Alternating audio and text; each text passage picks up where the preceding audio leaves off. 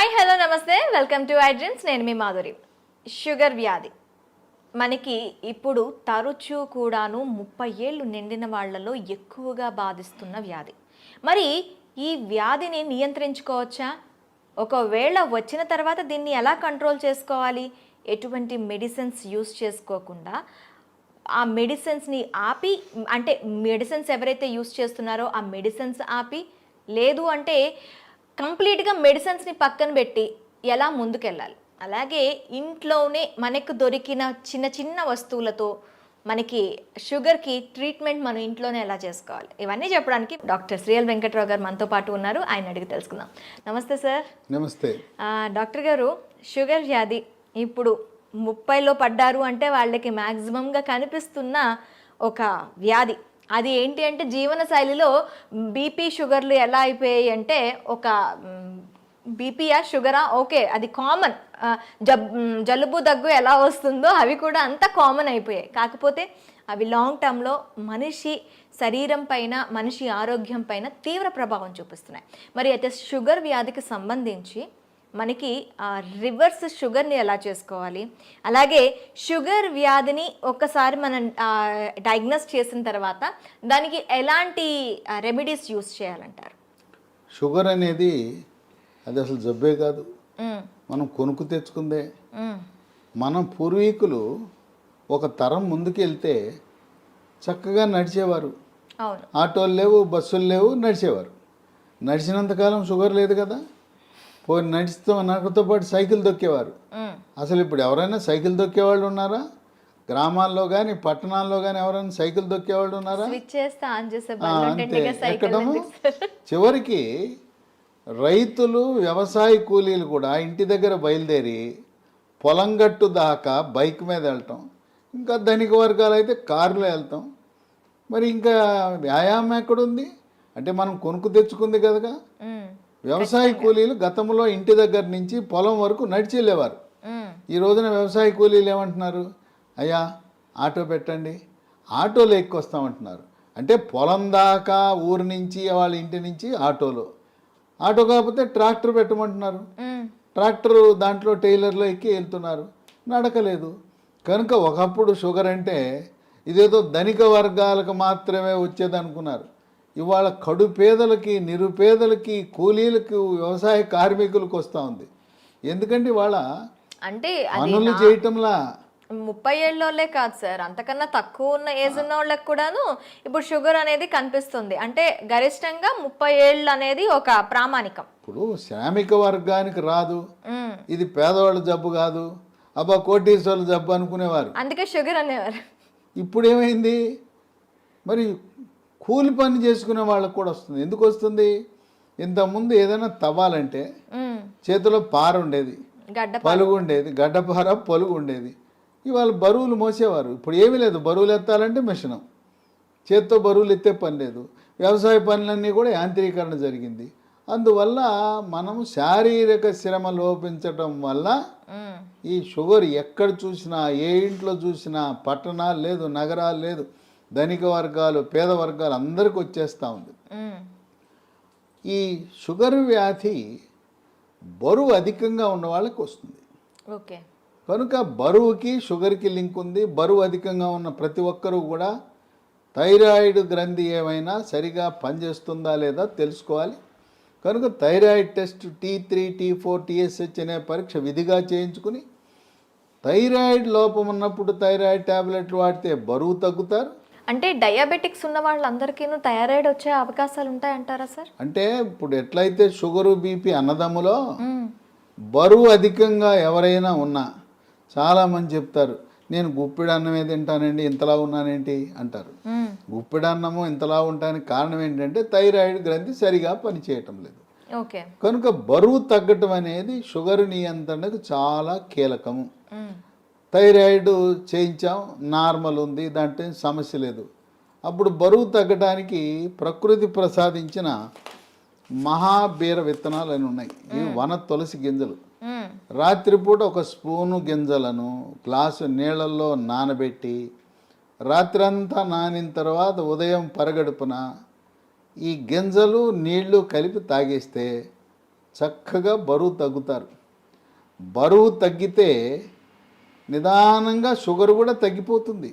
Okay. బరువుకి షుగర్కి link ఉంది. మ్మ్హ. తర్వాత ఈ మధ్య కాలంలో చిన్న పిల్లలకి యుక్త వయసులో కూడా షుగర్ వస్తుంది.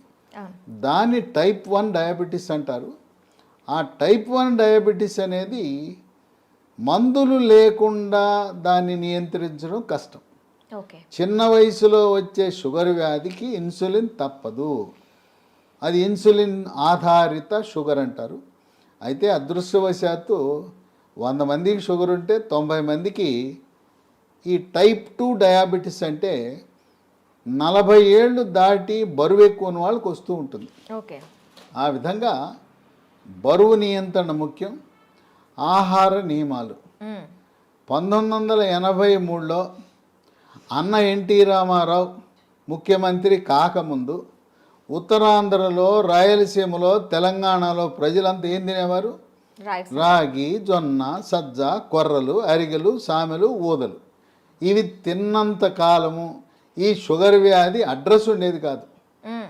అన్న ఎన్టీఆర్ ఏం ఆలోచించాడు? ధనిక వర్గాలే బియ్యం తింటున్నారు, మ్మ్. పేదోళ్ళంతా ఈ గింజలు, ఈ చిరుధాన్యాలు తింటున్నారు. ఇప్పుడు చిరుధాన్యాలు చాలా చౌకగా ఉండేవి. అవును, మొన్నటి వరకు చిరుధాన్యాలు తక్కువగానే ఇప్పుడు ఉంటాయి. చిరుధాన్యాల గురించి అవగాహన కలిగి చిరుధాన్యాల రేటు మంటెత్తిపోతా ఉంది. అవును. బియ్యం రేటు కంటే 4 రెట్లు ఉంది. ఆ రోజుల్లో పేదవాళ్ళు తర్వాత కిలో బియ్యం ఖరీదు 10 రూపాయలు ఉంటే ఇవి కిలో ₹1, ₹2 ఉండేది. అవును. ఆయన పెద్ద మనసుతో సమానత్వం కావాలి, పేదవాడికి కూడా బియ్యం ఇవ్వాలని కిలో ₹2 బియ్యము. ఇక తదుపరి పోటీపడి కిలో రూపాయికి బియ్యం. ఇవాళ మోడీ గారు అయితే ఆయన ఉచితంగా ఇస్తున్నాడు. మ్మ్. గత 3 సంవత్సరాలుగా ఆయన కోవిడ్ వచ్చినప్పటి నుంచి నేటి వరకు కూడా మ్మ్. పేదవాళ్ళకి నెలకి 5 కేజీల చొప్పున ఉచితంగా బియ్యం ఇస్తున్నాడు. మ్మ్. ఈ బియ్యం తింటున్నాం, చక్కగా షుగర్ని పెంచుకుంటున్నాం. బియ్యము మానేస్తే పోని బియ్యం తిన్నారంటే పూర్వకాలం దంపుడు బియ్యం ఉండేది. ఇవాళ రోళ్ళు లేవు, రోకళ్ళు లేవు, దంపుడు లేదు. ఆ దంపుడు బియ్యం దంపుడు బియ్యం అసలు ఎక్కడ కనిపించట్లేదు కదా కనపడటం సార్. అంటే మార్కెట్లో లభిస్తున్నాయి దంపుడు బియ్యం, కొంచెం ఖరీదు ఎక్కువ. దంపుడు బియ్యము, ఎర్ర బియ్యము, రెడ్ రైసు ఇలాంటివి, బ్రౌన్ రైసు తింటే కొంతలో కొంత మేలు జరుగుతుంది. మ్మ్. దీని బదులుగా బ్లాక్ రైస్ అని ఒకటి ఉంది, మ్మ్. అది కూడా కొంత మేలే.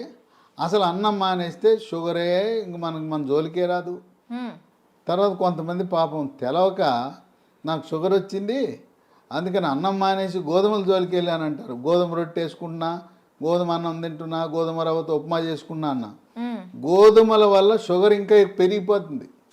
అన్నములో, వరి అన్నములో ఉండే పిండి పదార్థం కంటే గోధుమలో రెట్టింపు ఉంది. కనుక మనకి 2 శత్రువులు ఉండారు. దక్షిణ భారతంలో మనం తినే రైస్. వరి అన్నము, ఉత్తర భారత వాసులు తినే గోధుమలు.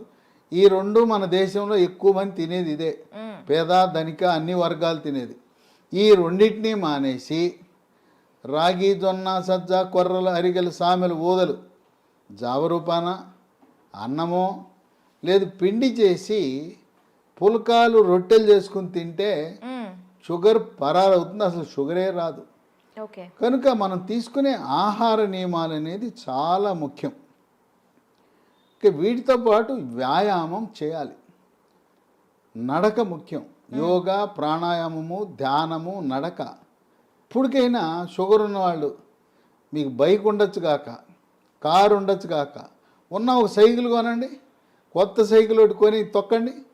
సైకిల్ తొక్కితే పోనీ బయట తొక్కడం వీలు కాకపోతే ఇప్పుడు కూడా కొంతమంది సైకిల్ స్టాండ్ వేసి ఇంట్లోనే తొక్కుతుంటారు, మ్మ్. స్టాండ్ వేసి తొక్కుతుంటారు. సైకిల్ తొక్కితే బరువు తగ్గుతారు, మోకాళ్ళ నొప్పులు తగ్గుతాయి, కండరాల నొప్పులు తగ్గుతాయి, షుగర్ కూడా నియంత్రణలోకి వస్తుంది. ఓకే. మన ఇంట్లో వాషింగ్ మెషిన్ ఎట్లా ఉంటుందో, బట్టలు ఉతికే మెషిన్, టీవీలు ఉంటాయి, మ్మ్.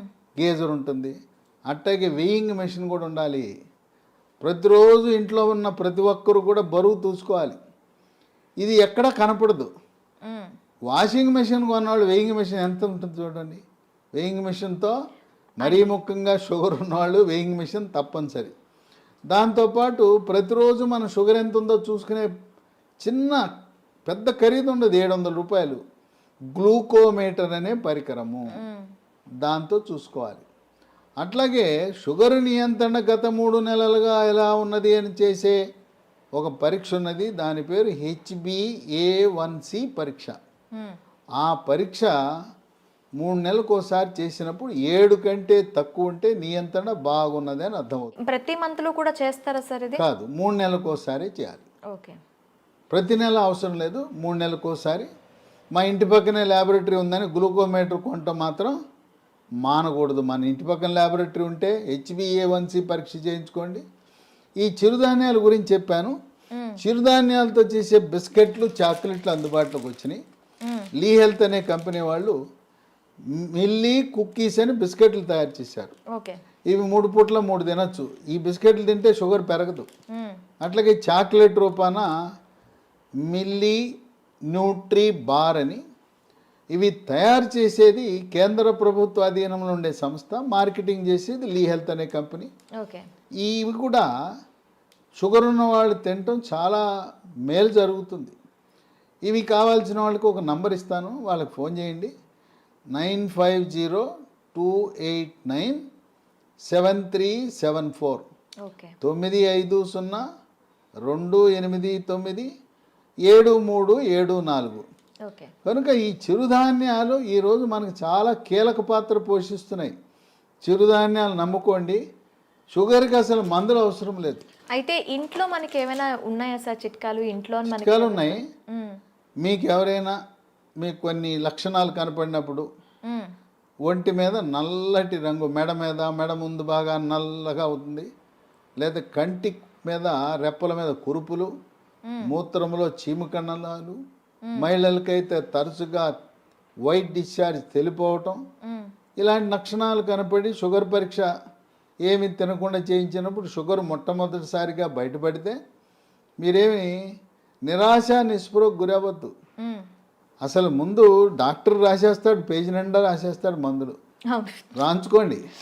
ఆయన కొనమంటే సార్ డబ్బులు లేవండి తర్వాత కొంటానండి, ఎందుకంటే డాక్టర్ రాసి ఇచ్చినాక నా మందుల షాప్ ఉంది అక్కడే కొని అంటాడు. మీరు ఆయన ఎందుకు ఇబ్బంది పెట్టడం? నేను వాడనంటే బాధపడతాడు, డాక్టర్ రాసిస్తాడు, మీరు వాడద్దు, మందులు కొనద్దు, డబ్బులు లేవని చెప్పండి, అప్పు ఇస్తానంటే అప్పు తీసుకోనని చెప్పండి. అసలు మందులే అవసరం లేదు.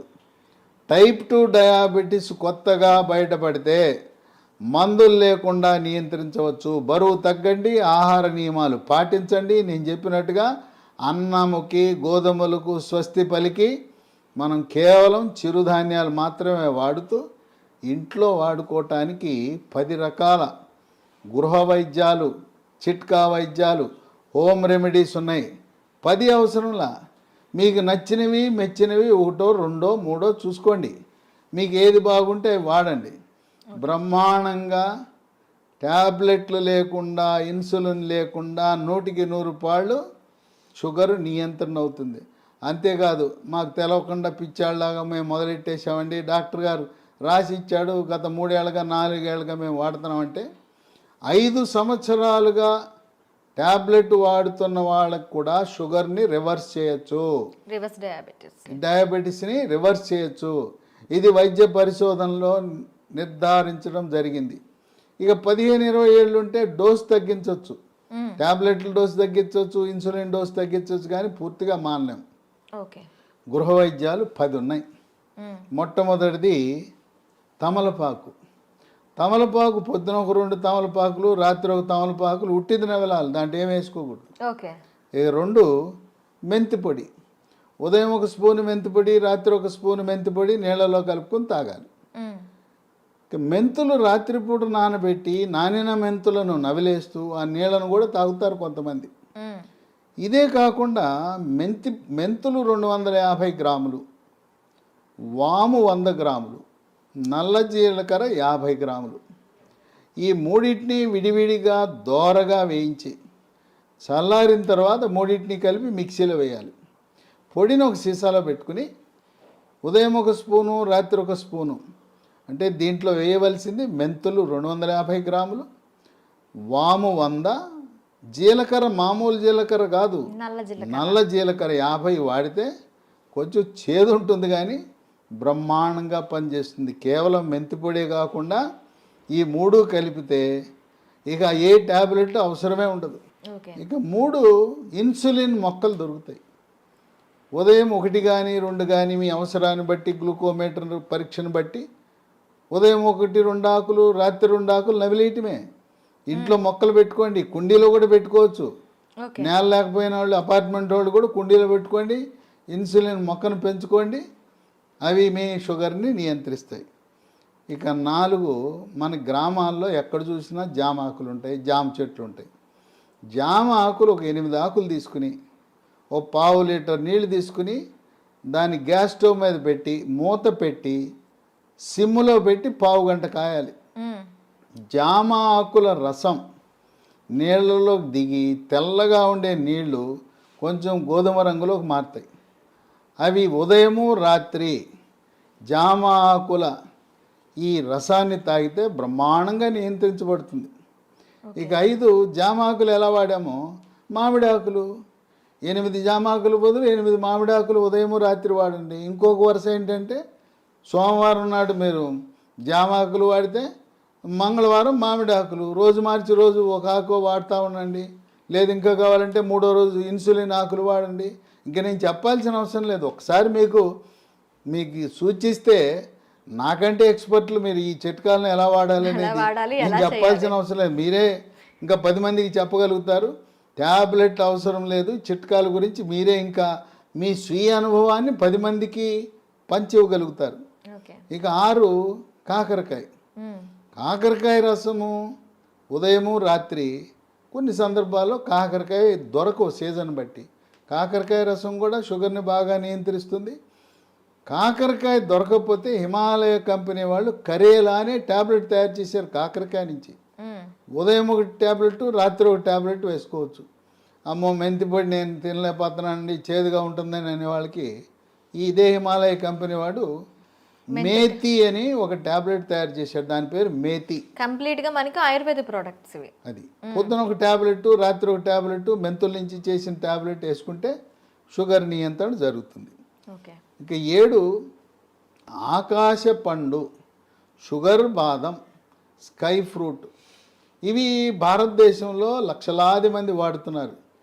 ఇదేంటి ఆకాశ పండు అని పేరెట్టారు ఎందుకంటే పెద్ద చెట్టు 100 అడుగులు ఎత్తి పెరుగుతుంది. దీనికి కాయ రాగానే కాయ నేలంక చూడకుండా పైకి చూస్తుంది. ఓకే. ఆ కాయ పైకి చూస్తుంది కనుక దీని ఆకాశం వెంక కాయ చూస్తుంది కనుక ఆకాశ పండు అని. ఇది షుగర్ని తగ్గిస్తుంది కనుక షుగర్ బాదం అని పెట్టారు. ఇవి గింజలు లభిస్తాయి. 2 గింజలు, పొద్దున 1 గింజ, రాత్రి 1 గింజ. ఆకాశ పండు యొక్క గింజ పై నుండే గోధుమ రంగు పొరను తొలగించి తెల్లగా ఉంటుంది లోపలికి. ఆ గింజని ట్యాబ్లెట్ మింగినట్టు మింగాలి. అది ఏమన్నా నవిలారా, కషాయమే. అంత చేదు అధికంగా ఉంటుంది. దీనివల్ల అనేక మంది ప్రయోజనం పొందారు. ఇక 8 పన్నీర్ పూలు విత్తనాలు అని ఉంటాయి. వీటిని 15 విత్తనాలు రాత్రిపూట 1 గ్లాసు నీళ్ళలో వేసి నానబెట్టాలి. పొద్దున్నే చింతపండు నుంచి మనం పులిహార చేసుకోవడానికి చింతపండు రసం ఎలా తయారు చేస్తాం, పిసుకుతామా, అలా గింజలను పిసికేస్తే రసం వస్తుంది. రసం వచ్చిన తర్వాత వడపోసి ఆ నీళ్లు తాగితే బ్రహ్మాండంగా పన్నీర్ పూలు ఈ రసంతో కూడా షుగర్ నియంత్రణ బాగా జరుగుతుంది. 9 పనస పొడి. దోరగా పండింది, పచ్చిదేమో పనస పండు ఆకుపచ్చ రంగు, పండితే పసుపు రంగు ఉంటుంది. మధ్యస్థంగా ఉండే పనస పండు తొనలని వాటిని గింజ తీసి తొనలు ముక్కలు ముక్కలుగా చేసి ఆ తొనల ముక్కలను ఎండబెట్టి పొడి చేసి ఉదయము మధ్యాహ్నము రాత్రి ఒక్కొక్క పూట 30 గ్రాముల చొప్పున టిఫిన్లోను అన్నంలోను 3 పూట్ల వాడితే ఇవి ట్యాబ్లెట్ లాగా పనిచేస్తాయి. పనస పొడి మాకు ఈ ఓపిక లేదండి, పనసకాయలు తెచ్చుకోలేము, ఎండబెట్టుకోలేమనే ఒకరికి అమెజాన్లో ఇది దొరుకుతుంది.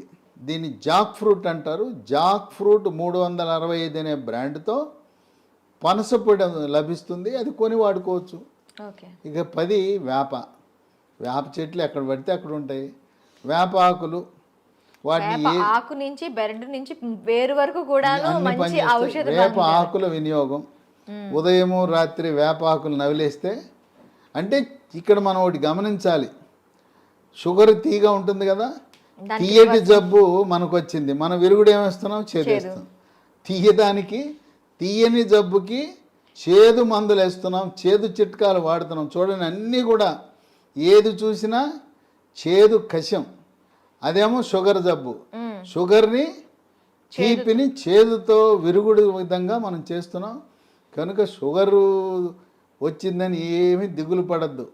మీ యొక్క వైవాహిక జీవితానికి కానీ పిల్లలు పుట్టడానికి కానీ ఎటువంటి ఇబ్బంది ఉండదు.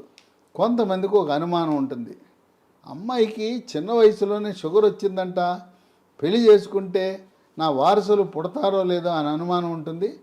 చిన్న వయసులో టైప్ 1 డయాబెటీస్ వచ్చిన మగవ పిల్లలు కానీ ఆడపిల్లలను కానీ ఎటువంటి సంకోచము లేకుండా వివాహం చేసుకోవచ్చు. ఓకే. సంసార జీవితానికి కానీ తర్వాత పిల్లలు పుట్టడానికి కానీ ఎటువంటి ఆటంకము కాదు. చిన్న వయసులో ఉంటే ఇన్సులిన్ కావాలి, పెద్ద వయసులో బయటపడితే మన ఆహార నియమాలు, గృహ వైద్యాలు, బరువు తగ్గటము వీటితో సంపూర్ణంగా నియంత్రించవచ్చు. ఈ వీడియోని 10 మందికి షేర్ చేయండి. ఈ సమాచారం మీలోనే దాచుకోకుండా మీ సోషల్ మీడియా ద్వారా, మీ వాట్సాప్ ద్వారా, మీ స్నేహితులకు, బంధువులకి, తెలిసిన వాళ్ళందరికీ కూడా దీన్ని షేర్ చేసి దీన్ని పంపించి అందరూ దీనివల్ల ప్రయోజనం పొందేలా ఒక సందేశం వెళ్ళాలి. షుగర్ వ్యాధి ఉంటే దిగులు చెందవద్దు, షుగర్ వ్యాధిని చేదు వస్తువులతో మనం తిప్పి కొట్టచ్చు అనే సందేశం సమర్థవంతంగా మనం ప్రచారం చేద్దాం. Okay sir, thank you very much. చూసారు కదా, ప్రతి ఇంట్లో కూడా షుగర్ బారిన పడి బాధపడుతున్న వాళ్ళు చాలామంది ఉంటారు. వాళ్ళందరికీ కూడాను ఈ సమాచారం అనేది ఖచ్చితంగా అందాలని ఐ డ్రీమ్ తరపున కోరుకుంటున్నాం. మరొక అంశంతో మీ ముందుకు వస్తాం. Stay with us.